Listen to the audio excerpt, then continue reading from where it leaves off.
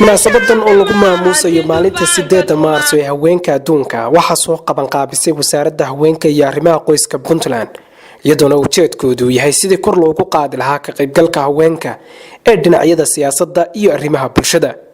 wasiirka wasaaradda haweenka Puntland Aamina Xaaji iyo gabadha kaliya ee ku jirta golaha wakiilada Puntland Xildhibaan Nimco Cabdi Caarshe ayaa hambalyo u diray ugu horeyntii haweenka Soomaaliyeed waxayna ugu baaqeen inay ku dadaalaan wadajirkooda.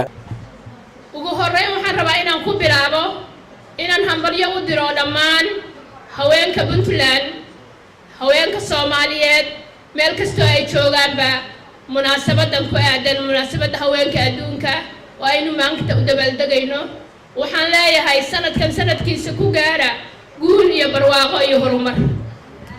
haweenku waxay ka qayb qaataan ama ku guuleystaan inay kobciyaan dhaqaalaha wadanka. waa ganacsatada kuwa ugu badan waa canshuur bixiyayaasha kuwa ugu badan haweenku markaynu fiirino deegaankeena Puntland.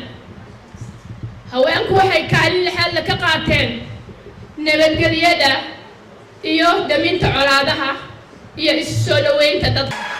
waxaan munaasabadan uga faa'iideysanayaa inaynu kor u qaadno isku duubnida haweenka. haweenku raggu wax isuma ogola haweenna iska daa innagoo haweena inaynu tafaraaro iyo talaxuma ina ku timaadana inna lama xisaabtami karno miisna rag lama fadhiisan karno. waxaan leeyahay hambalyo waa maalinteeni qiimaha badnayd ee sharafta badnayd maalmo badanna waa in laynoogu daraa madaxweynuhu waa inuu dhowr maalmood nooga dhigaa. Dr. Maryam Qaasim iyo Asli Axmed Maxamuud oo ku hadlay afka qaramada midoobay iyo ururada aan dawliga ahayn ee caalamiga waxay dawladda iyo bulshada ku booriyeen in la taageero haweenka siiba xilliyada ay ku jiraan xaaladaha u gaarka ah lagana hortago tacadiyada ka dhanka ah. koonkan ragga kaliya ku filan yahay xaawo looma baahdeen aadan iyo xaawo baynu metelnaa iyagaana maxay ahayd koonkan ilaahay waastiyey halkudhega aan anigu leeyahayna waxa weeye haweenku waxay rabaan cadaalad xoojinta cadaaladdu waa inoo muhiim.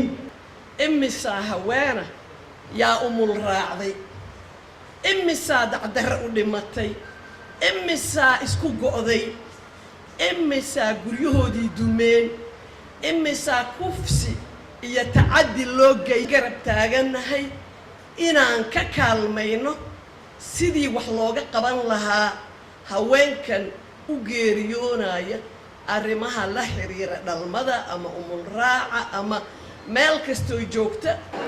xuskan maalinka haweenka adduunka ee Puntland ay xusayso ayaa ku soo beegmayay xilli Puntland ay muddooyinka ugu dambeysay ku soo badanayeen tacadiyada ka dhanka haweenka ee ay ka mid yihiin kufsiga kuwaas oo madaxweynaha Puntland uu maanta halkan ka sheegay in wax laga qaban doono.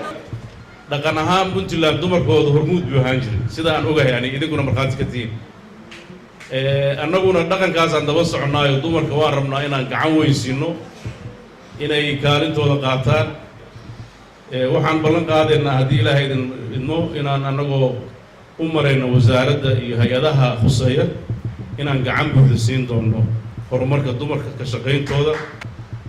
dhinaca kaleeto waxaan aada uga xumahay maadaama gabadhu ay mararka qaarkood nugushahay tacaddiga loo geysanayo waan cambaaraynaynaa ilaahay idinkiisa waxaan rajaynaynaa kuwa geystana tallaabo sharci ah oo runtii aysan dib damba ugu noqon inaan ka qaadi doono haddii ilaahay. Maxamed Saleh SPC Garowe.